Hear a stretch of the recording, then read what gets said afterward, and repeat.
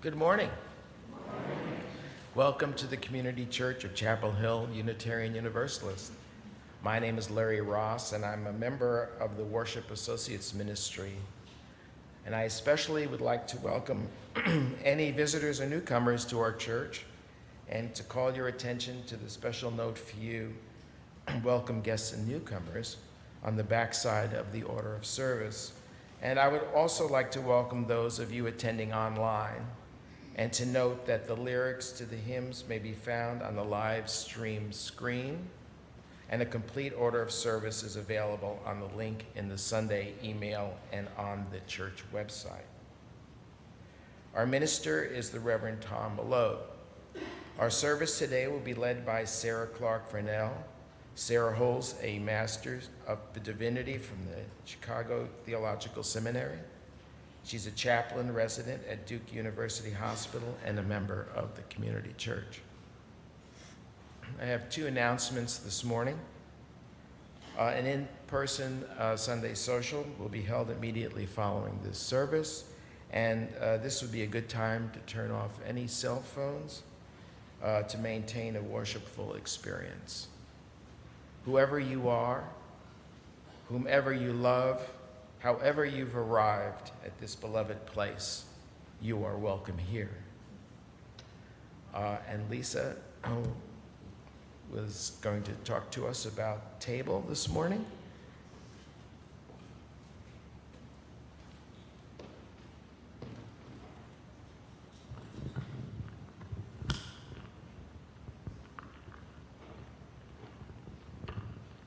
Is it on? It's on. Okay, good. Good morning, everybody.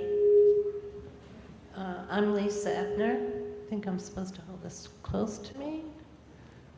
I'm here to talk to you about Table, which is feeding local kids in Orange County. And I'm going to give you first the statistic. 1 in 3 school-age kids in Orange County experience food insecurities. Currently, that means 8,000 children, and Table fills the gap by providing nutritional food and snacks during weekends, school vacations, and that includes the summertime. But what I really want to talk to you about is the new space in Carrboro on Rosemary Street. To buy the 8,000 square foot old warehouse and renovate it, Table raised, listen to this, $3,250,000. I thought that's completely awesome. In the back of the warehouse, there's a large receiving area, and in the front, there are shelves of canned goods, as well as room for volunteers to pack bags of foods, which they then deliver to the students' homes themselves. I was invited to view the new space last week, and I was amazed. It is not only beautiful and functional, but I was able to see rows of shopping bags filled with items such as fresh greens, blueberries, limes, canned beans, peanut butter, and rice. There was a different row of bags accommodating for students' allergies and cultural or religious differences. Once a month, each bag contains fun facts about the food. And I remember last year being here talking about the fact that the featured food was broccoli, and there was everybody went like, oh. But anyhow, this year, the featured food is zucchini. And in the bag, there is a recipe and a box grater. This is called Chefs at Home and provides an opportunity for each family to work together in the kitchen in preparing a meal. They say it takes a village to raise a child, and the same goes here. It takes a village of volunteers to collect, fill, and deliver healthy food to school-age students in Orange County. Please see me during coffee hour, where I have a trifold of pictures to show you, and I hope you will be generous in filling the basket with your donation. And on behalf of Table, I thank you.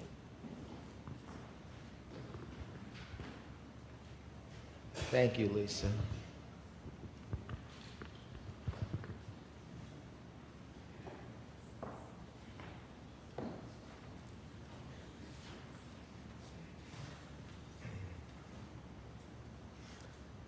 Please rise in body or spirit to sing the opening hymn, number 86, Blessed Spirit of My Life, number 86.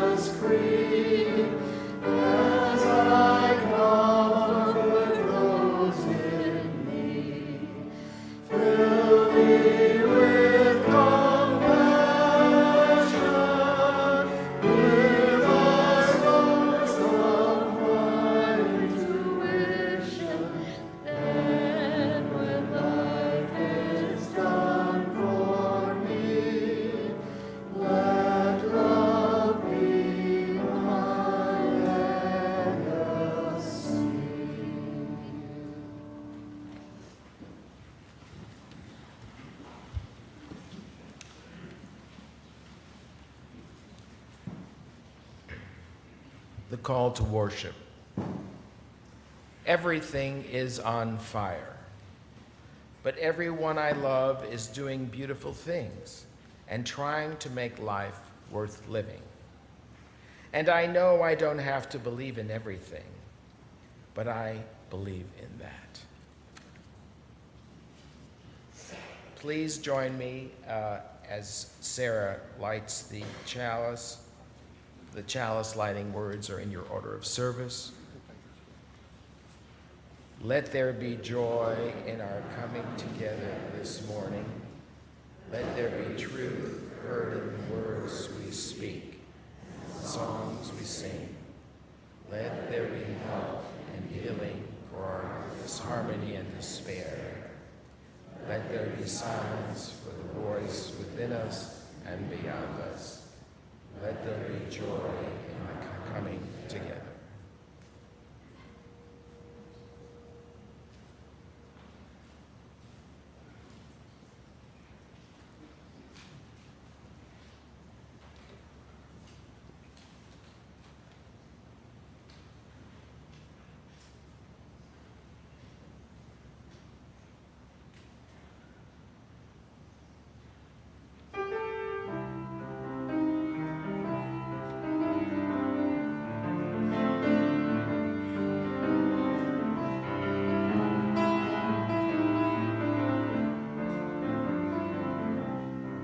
You got to accentuate the positive, eliminate the negative, latch on to the affirmative, don't mess with Mr. In Between. You've got to spread joy up to the maximum, bring glue down to a minimum, have faith, or pandemonium's liable to walk upon the scene. To illustrate my last remark, Jonah and the whale, Noah and the ark, what did they do just when everything looked so dark?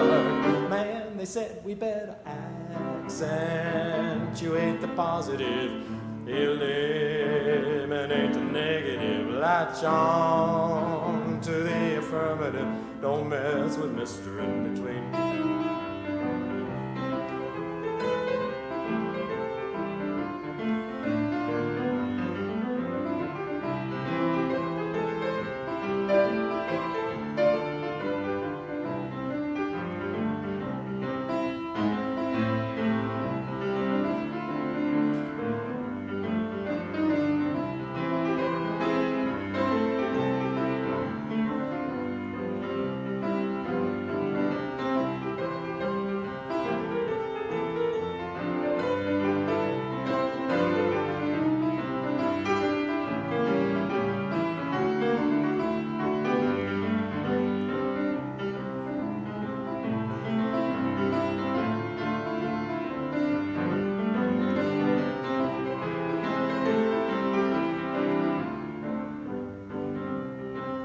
You got to accentuate the positive, eliminate the negative, latch on to the affirmative. Don't mess with Mr. In Between. You've got to spread joy up to the maximum, bring gloom down to a minimum. Have faith or pandemonium's liable to walk upon the scene. To illustrate my last remark, Jonah and the whale, Noah and the ark, what did they do just when everything looked so dark? Man, they said we better accentuate the positive, eliminate the negative, latch on to the affirmative. Don't mess with Mr. In Between. No, no, don't mess with Mr. In Between.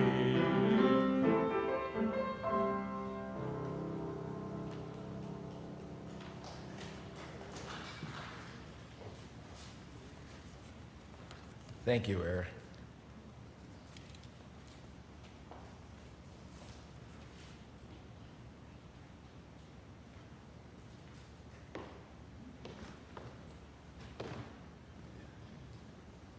Each week, we hold a time in our worship service for sharing of significant joys and sorrows.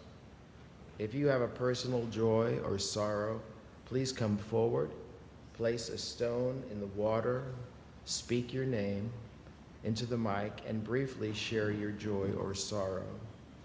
Let us enter into this time of tenderness and trust.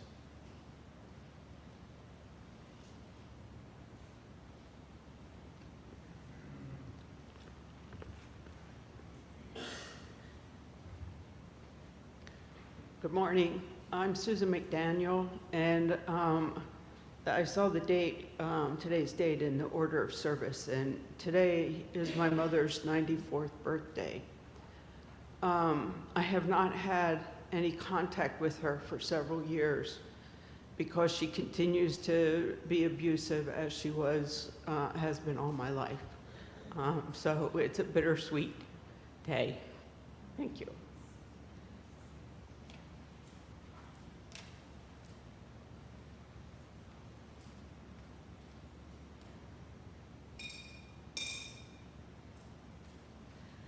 Hi, my name is Bella. I have a joy and a sorrow to share today.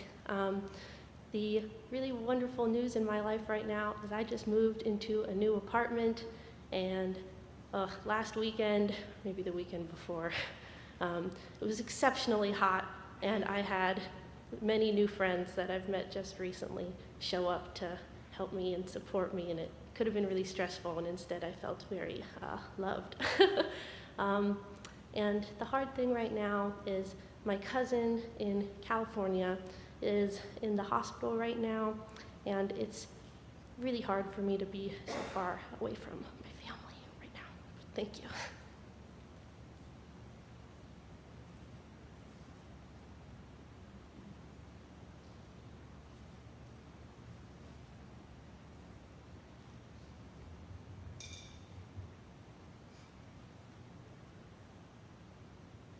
Hi, I'm Jeannie Jensen, and I'm overjoyed in anticipation.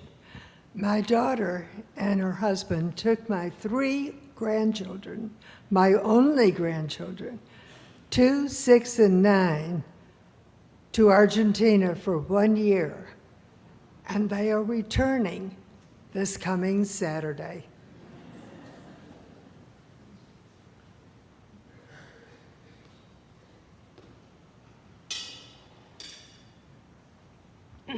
Hi, I'm Leanne. My joy is about resilient bodies and doing something that I felt guilty about, but glad I did it because it brought me a lot of joy. I got an opportunity as a working mom. You don't always get these that often, to spend a week with my best friend at the beach. And right before that trip and during that trip, I had a father-in-law, diabetic father-in-law, whose wound wouldn't heal, a niece who had emergency appendectomy and 2 trips to the emergency room, a brother that had a cancer scare, a mother with double pneumonia. And I'm happy to say everybody's okay. Everybody weathered the storm, and I'm glad I went because then I had to come home and take care of my husband, who just had his bicep tendon and shoulder worked on, and the same day my son got COVID. So I was glad to have that break in between.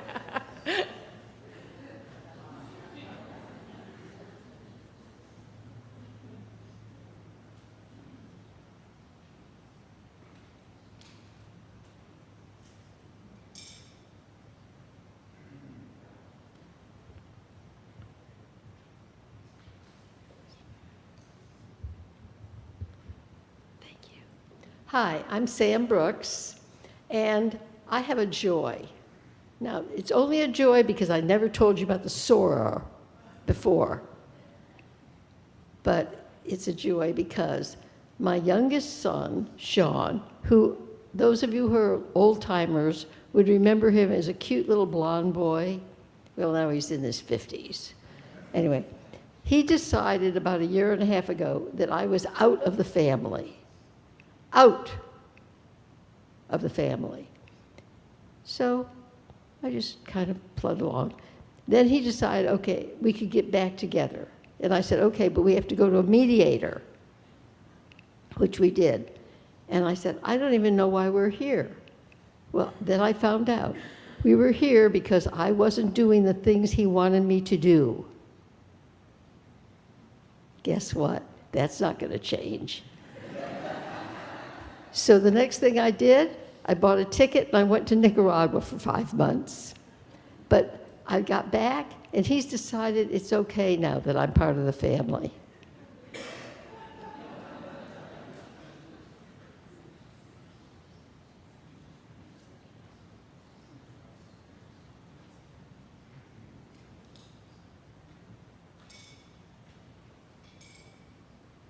Hey, good morning. I'm Moni, and I want to share a sorrow/trepidatious joy. My niece Nicole's in Northern Virginia. She's pregnant with her first baby, and last week at about 32 weeks, she began having contractions and was going into preterm labor. Right now, they gave her and the baby some steroids, and her contractions have calmed down. So we're hoping the baby continues to cook at least a couple more weeks. So any thoughts or energy towards a healthy baby would be appreciated. My name is Mark Marotra, and this is just a joy. This is my wife and I's 17th anniversary today. Thank you. Thank you.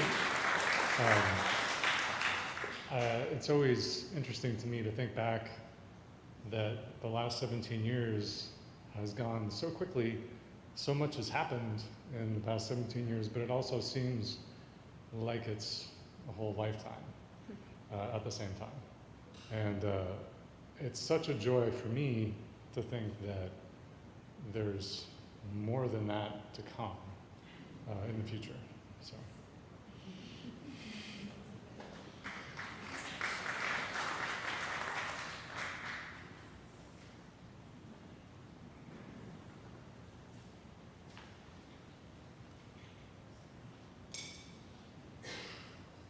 Hello, I'm Amy. I have a joy. So I've been in grad school in physics at UNC forever. That's not the joy. The joy is that, well, even this isn't the joy. The joy is not that I'm almost done. I'm about to graduate once I get my committee to decide on a date and get my dissertation done in like August. But the actual joy is, I've spent my entire adult life working for this. I am like 33. I am older than normal because I was in school forever because I was poor. But I knew I wanted to be a professor. I knew I wanted to teach astronomy and physics. And I have a job for after I graduate, a full-time job at Meredith College, where I've been working as an adjunct for the past academic year, and they are so incredibly kind. I cannot say enough nice things about how they've treated me, especially after being at an R1. It's such a different culture, and I am so excited, and I don't know how I would have survived being in grad school all these years without like being at this church. So thanks y'all, that's my huge joy.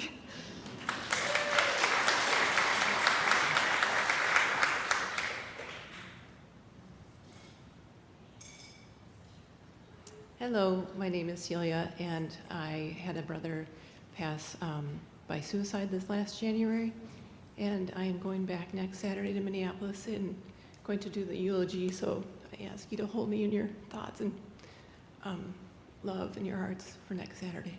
Thank you.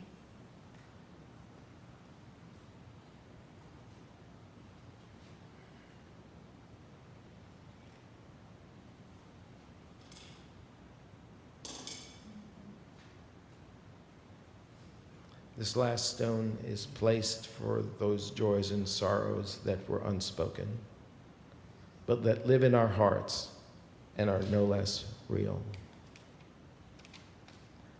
This morning we're having a sung meditation, and Eric. I'm sorry? No, we're going to go right to you. Eric wrote this, and he will play and sing the first verse, and then we'll follow. It's in your order of service, and then he'll talk about it a little bit, I think.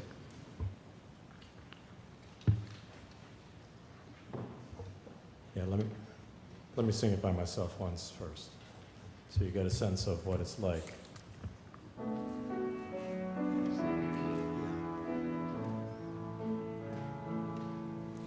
May I be happy and safe. May I be healthy, peaceful and strong.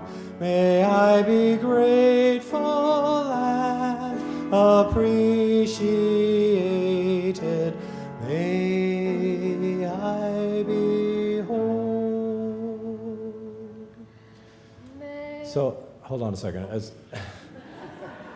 I love it when people are enthusiastic. So I just wanted to say a couple of words because, this concept of wholeness can be a little bit deceptive. And I just wanted to say that I see this as an opportunity to think about how connection, which has been our theme, for the last year, here comes together when we say I, you, and we. Because this meditation, as some of you may know, is sort of in the context of a loving kindness meditation, and we wish it for ourselves, we wish it for others, and then we wish it for all of us as a group. We're going to sing the whole thing in unison together. 2, 3, 4.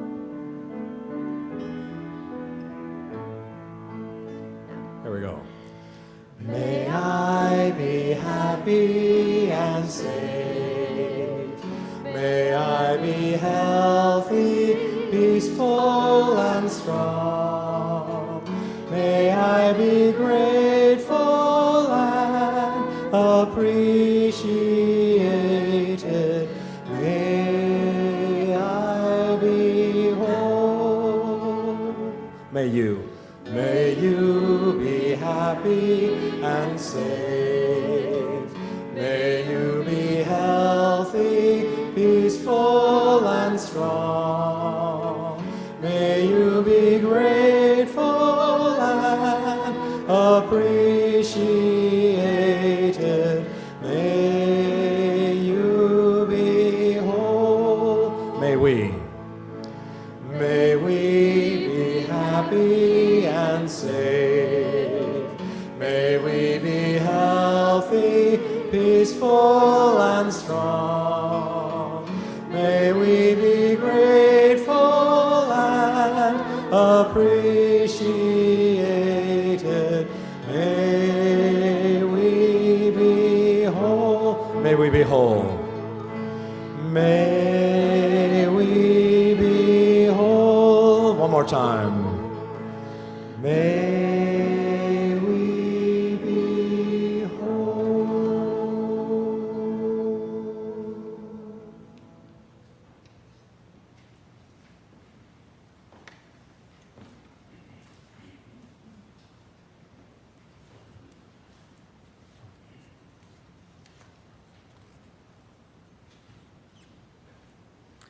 The reading this morning, a blessing for finding delight in the difficult day. Blessed are you when life has handed you yet another serious mess. Instead of turning straight to worry or despair or fear or dread, you set it down for a minute and say, I'll get to that later.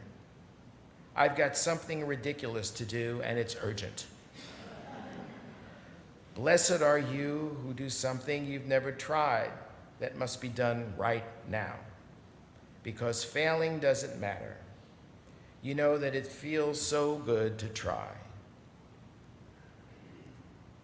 Blessed are we, the responsible, who take a non-linear path, who, as the poet Wendell Berry says, every day do something that won't compute, who know that right when life gets heavy or hard or too much, we must carve a path to delight, who do something for no reason whatsoever, but for joy. Blessed are you who see the art in absurdity, because when you think about it, life is unexpectedly and terribly and wonderfully absurd. So why don't we just embrace it? So, blessed are you when you grow too many tomatoes of one variety, or solve a mystery while playing an interactive glow-in-the-dark miniature golf, or who learn a new dance, or create a band out of kitchen instruments, or make a cake that looks like the Leaning Tower of Pisa. You only name it such in retrospect. This is only the beginning.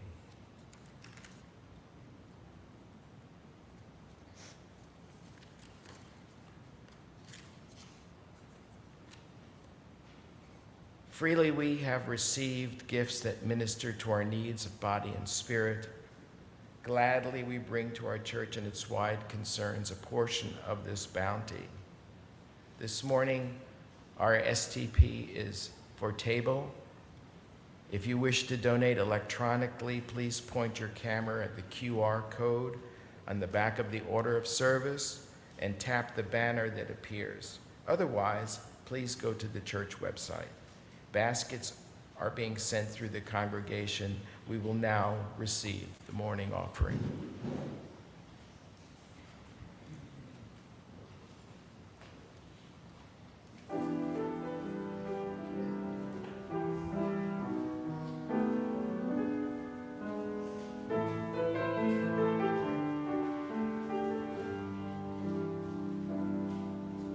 In the midst of madness, where chaos reigns supreme, there's a glimmer of light, a hope in every dream. When the world is spinning fast, it's hard to find your way. There's a melody that's calling out to say, amid the storm, we'll dance and sing, finding the joy in everything. In the chaos of the moment, we will find our peace, letting love and laughter never cease. Through the trials and troubles, we'll keep our spirits high. With a song in our hearts, we'll reach for the sky.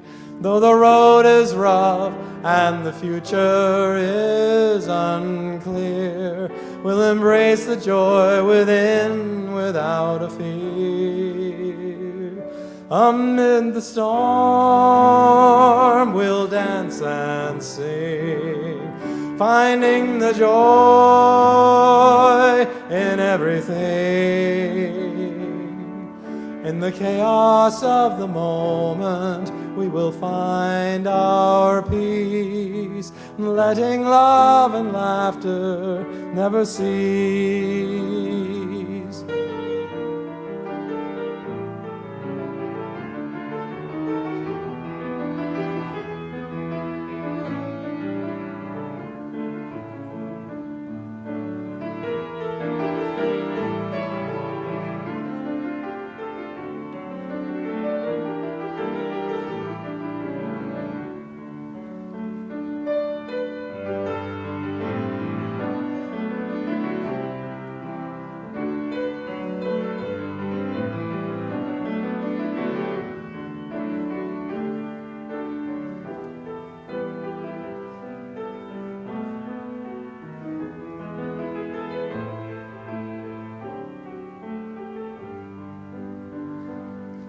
With each twirl of your dance, each refrain you sing again, every stroke of your brush, every word from your pen, embrace the joy within, seek that shining light, guiding through the chaos, making it all right. Amid the storm, we'll dance and sing, finding the joy in everything. In the chaos of the moment, we will find our peace, letting love and laughter never cease, letting love and laughter never cease.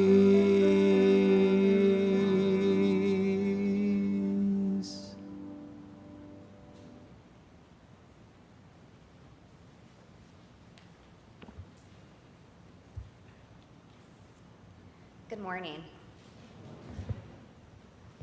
Thank you so much for allowing me to speak today.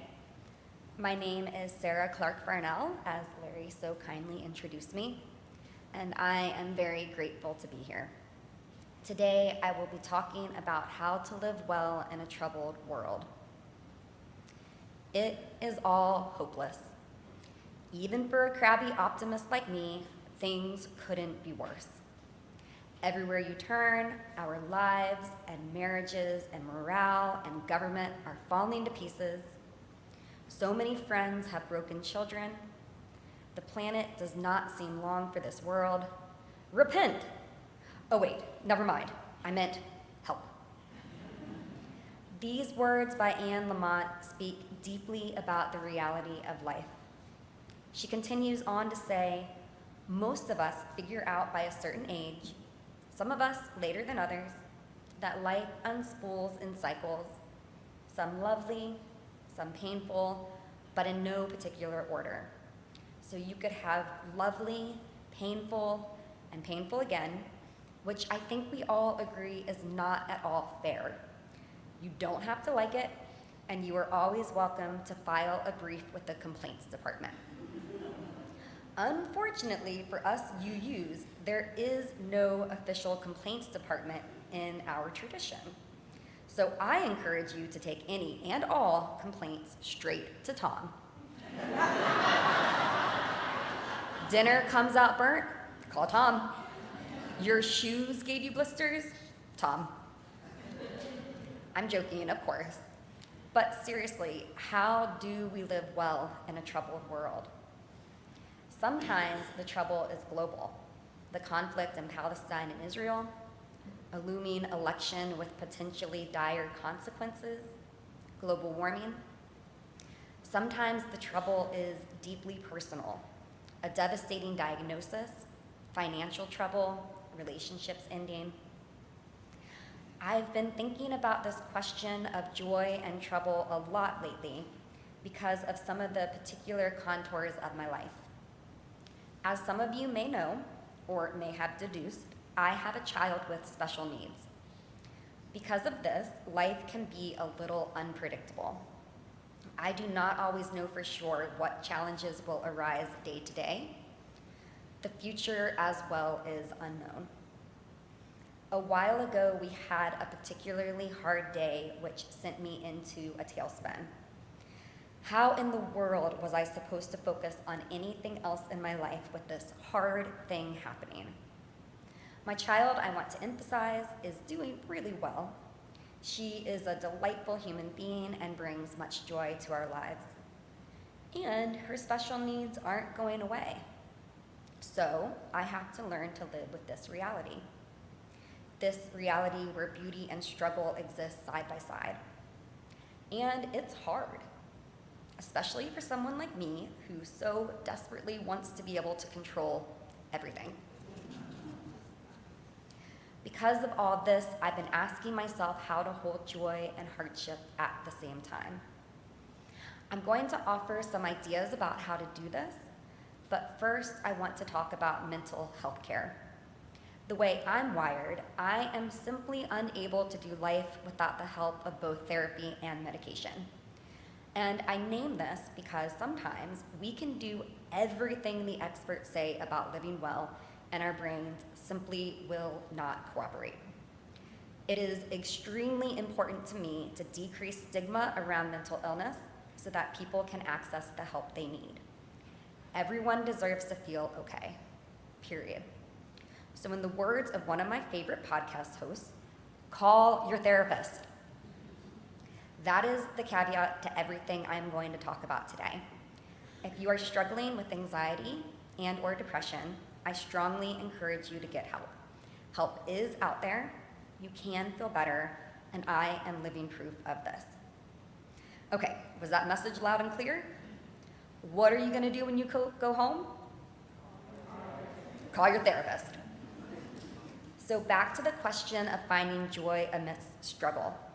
What I don't want to suggest is what theologian Kate Bowler calls bright-siding. Bright-siding is just what it sounds like, as in, look on the bright side, or things could always be worse. Bowler explains, I hate the bright-siding because I would never want someone who's suffering to feel the burden of positivity. Bright-siding is like the living embodiment of that meme that shows a dog sitting at a table while everything around him is in flames, and the dog saying, this is fine. Sometimes things are simply not fine, and you cannot force yourself or someone else to simply feel better. So what can you do? Rick Hansen is a neuropsychologist who studies happiness. He writes a lot about practical ways we can train our brains to basically accentuate the positive, in the words of the song Eric played for us. This doesn't mean that we deny the negative. Instead, it is a subtle shift in what we pay attention to. Hansen explains that our brains are wired for negativity. He writes, one aspect of the negativity bias is so important that it deserves particular attention: the special power of fear. Our ancestors could make two types of mistakes. One, thinking there was a tiger in the bushes when there wasn't one, and two, thinking there was no tiger in the bushes when there actually was one. The cost of the first mistake was needless anxiety, while the cost of the second was death. Consequently, we evolved to make the first mistake 1,000 times to avoid making the second mistake even once. He calls this paper tiger paranoia. In my case, my paper tiger paranoia involves what could go wrong in my child's day. Not what will go wrong, because I can't know that for sure, but what could go wrong. Hansen would suggest deliberately cultivating a sense of all rightness to counteract the brain's tendency to borrow trouble, literally rewiring your brain in the process. In Hansen's words, this practice and the science behind it is not positive thinking, which is usually wasted on the brain. This is about transforming fleeting experiences into lasting improvements in your neural net worth. So, I'm going to invite you to take a few minutes to enhance your neural net worth right now. I invite you to get comfortable in your seat. You might consider closing your eyes. Take a couple of deep breaths in and out. And hear these words from Rick Hansen's book, Hardwiring Happiness. Tune into signals from your body that all is well. Notice that there's plenty of air, that breathing is going just fine. Feel your pulse at your neck and know that your heart is beating okay. Sense your body in its entirety and recognize its fundamental vitality, even if there are also aches and pains and illness. Focus on parts of your body that are doing all right, even if other parts aren't. Scan your immediate environment and know that in this instant you are not being attacked, that you are not about to die. Observe that awareness itself is fine and never hurt by what it holds. Know that you can witness discomfort without being overwhelmed by it. Again and again, register that you are all right in this moment. Open to feeling that you're all right now. Keep renewing this feeling moment after moment in spite of any anxiety.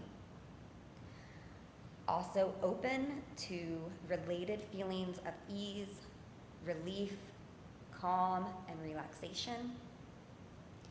Give your mind over to feeling all right, entirely all right now. Notice the constant background sense of the body and that it keeps going on with a trustworthy continuity. Know what it's like to feel all right. You could embody this experience by exhaling with a kind of, whew, safe at last. Do little things to feel more comfortable, such as putting on a shawl if you're chilled, and let in the resulting wave of feeling okay. Sense that feeling all right is becoming a part of you. Being fundamentally okay in your core, there's no need to push anything away, no basis for fear.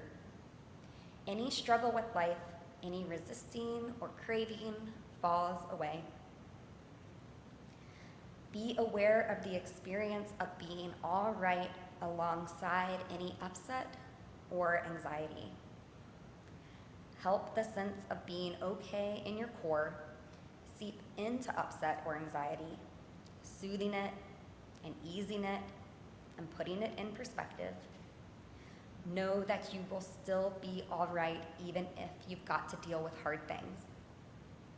When you want, let go of any negative material and stay with a sense of being all right now. As you are ready, I invite you to open your eyes if they are closed and bring your awareness back to the room. All right, you are now hardwired for happiness. Congratulations. Just kidding, it doesn't quite work like that, but you have taken a step in the right direction. This is a practice you can return to throughout your day, taking small moments to notice what is okay about the moment you are in. Shifting gears a little bit, I want to highlight one other way of cultivating joy. Today's reading was titled A Blessing for Finding Delight in a Difficult Day by Kate Bowler. While Hansen recommends noticing what is already delightful in one's day, Bowler recommends creating that delight for yourself. When things are rough, she says, do something that brings you joy simply for the sake of doing it. These last 2 months, I have had some free time in between ending a chaplaincy internship and starting a residency. So I decided to do some things just for myself and just for fun. I took a salsa dancing class, and I took a bunch of Spanish classes. Am I ever going to be a professional dancer? No. Will I ever be fluent in Spanish? That is a serious TBD. But I enjoy these things, and they delight me. There is a podcast I listen to that ends each episode with a section titled, What is Making Us Happy This Week? Now, it's possible what is making you happy this week is something huge, like good medical news or a job promotion, but I am most interested in the little things. The perfect lavender latte from Joe Van Gogh, the trashy television show you can't get enough of, the perfect pair of sweatpants, that kind of thing. I know I've asked a lot of you today, but I have one last exercise for you. I invite you now to turn to someone near you and share, in just a couple of sentences, what is making you happy this week. Go.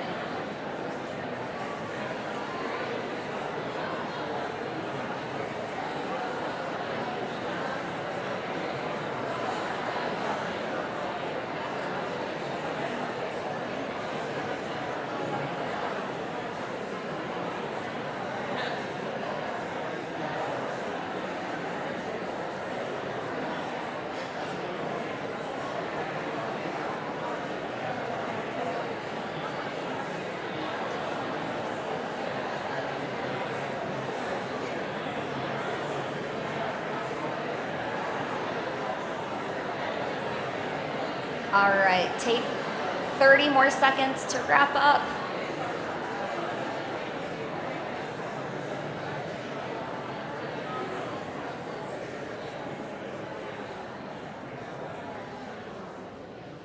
Thank you for participating in that experiment, and maybe you now have a new idea for bringing a little joy into your life. We began the service with a short poem by Nikita Gill. I want to read it one more time. Everything is on fire, but everyone I love is doing beautiful things and trying to make life worth living. And I know I don't have to believe in everything, but I believe in that. It can feel wrong to reach for joy when everything is on fire. I am training as a chaplain, and I witness pain and suffering and even death pretty much every day. And throughout my day, I cultivate joy with a cup of tea, a joke with a colleague, a moment tending to the life of our beloved office plant. Why do I deserve these moments? Why do any of us deserve these moments? Mary Oliver famously asked in her poem, The Summer Day, "Doesn't everything die at last and too soon? Tell me, what is it you plan to do with your one wild and precious life?" Maybe this is the best response to the guilt of finding delight amongst the flames of life, that this very well may be our one wild and precious life. I'm not suggesting that this gives us permission to ignore the fire. We do indeed have an obligation to tend to the flames of life. But at the same time, we need to give ourselves permission to live into all aspects of life, some lovely, some painful, and some painful again. At the hospital I work at, there is a bell of hope outside the Cancer Center building. People ring it when they are feeling hopeful or when they are searching for hope. The symbol of the bell has become a touchstone for the chaplain residents in my program. It symbolizes what is good, all mixed up with what is hard.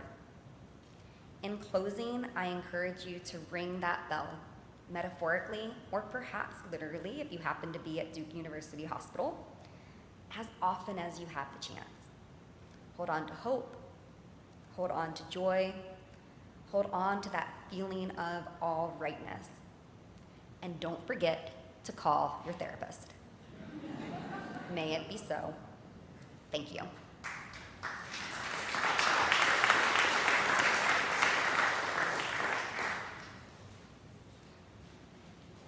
Our closing hymn is number 354, We Laugh, We Cry. I invite you to rise in body or in spirit. Thank you.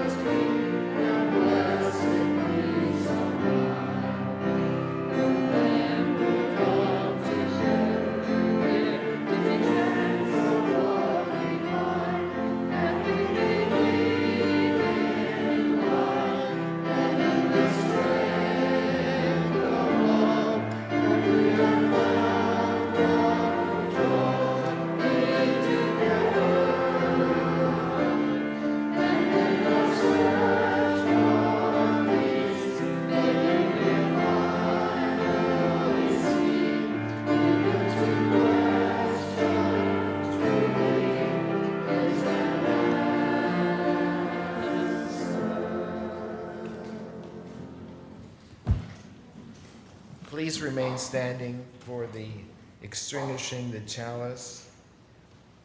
We extinguish this flame, but not the light of truth, the warmth of community, or the fire of commitment. These we carry in our hearts until we are together again. And before we sing the closing song, let's thank those who made this service possible.